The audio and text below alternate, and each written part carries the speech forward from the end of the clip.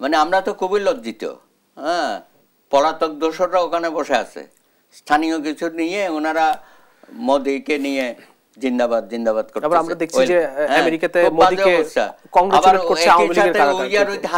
We are with Hasina সঙ্গে মোদির slogan দেওয়া শুরু করেছে। এটা তো জাতি হিসাবে তো আমাদের তো খুবই ঘৃণিত কাজ হয়েছে। এটা তুমি বাংলাদেশে হইয়া ওখানে মোদির জয়গান দিতেছ, তারা ওয়েলকাম করতেছে, এই দায়িত্ব তোমাদের দিয়েছে কে? এটা তো এক ধরনের রাষ্ট্রবিরোধী কর্মকাণ্ড তারা করেছে। আর ওরা আশাই ছিল যে এই সফরের মধ্য দিয়ে হাসিনা বোধহয় কিছু একটা রেজাল্ট পেতে পারে। আওয়ামী লীগ যখন ক্ষমতা ছিল তখন তো তারা আমেরিকা যাবে না, আমেরিকা সাগর পাড়ি দিয়ে যাওয়া উচিত নয়, সবাইকে বলছিল। নাবালকের মতো অনেক কথাই বলেছে, তাই না? তো এগুলো বলে তো ফল যা হবার তাই হয়েছে। কিছুতেই তো আটকানো যায় না এই দেশের জনগণকে। জনগণের উপর নির্ভর না করলে যা হয় তাই হয়েছে আর কি।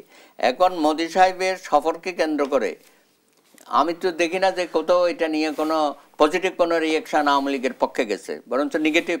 উনি 18 তারিখে হরতাল দিয়েছে না, হরতাল তো হবে ওখানে। নিউ ইয়র্কে কয়েকটা এলাকা আছে বাঙালিপাড়া, সেখানে হরতাল ব্যানার লাগিয়ে স্লোগান টোগান, আজকে যেটা কালকেও আমরা দেখলাম আর কি।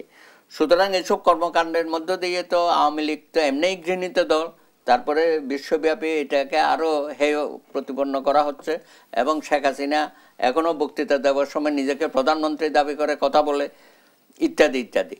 সুতরাং এটাকে কি বলবেন, এই যে প্রধানমন্ত্রী দাবি করে এখনো কথা বলছে, এত বড় একটি পতনের পর এগুলো যা উনি ঘটাচ্ছেন তাতে তো আওয়ামী লীগের বিরুদ্ধে তো এমনিই তো মানুষ ঘৃণা করছে, ঘৃণার পর্যায়টা আরও হয়তো বেশি হবে, অতিরিক্ত হয়ে যাবে। এখন একটা দেখলেন যে বোলডোজার নেমে গেছে, সামনে যদি এগুলো করতে থাকে তো আরও ডিনামাইট নেমে যাবে। আমরা সেটা চাই না, আমরা এখান থেকে বেরোতে চাই।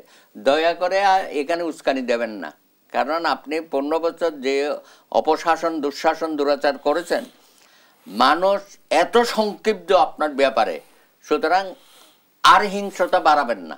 হ্যাঁ, কারণ আপনি তো একসময় বলেছিলেন যে আমি এই দেশের মানুষ আমার বাবাকে হত্যা করেছে, আমি এটার প্রতিশোধ নেব। তো প্রতিশোধ তো নিয়েছেন আপনি।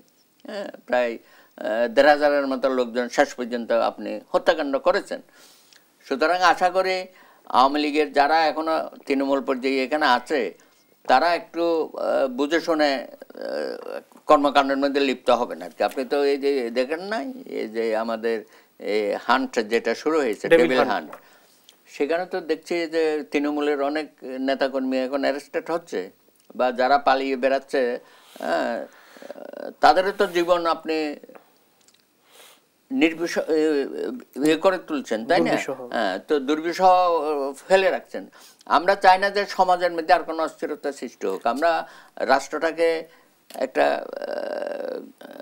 যে রাষ্ট্র বাংলাদেশ আমরা তৈরি করেছি, বা আমাদের যে স্বপ্ন ছিল, আবার দ্বিতীয়বার আমরা একটা সুযোগ পেয়েছি, এই সুযোগটা আমরা হাতছাড়া দিতে পারি না। এবং শেখ হাসিনার কারণে এখানে যেন আর কোনো ধরনের বিশৃঙ্খলা, অরাজকতার সৃষ্টি না হয়, সেই ব্যাপারে আমরা যেন সবাই সজাগ থাকি।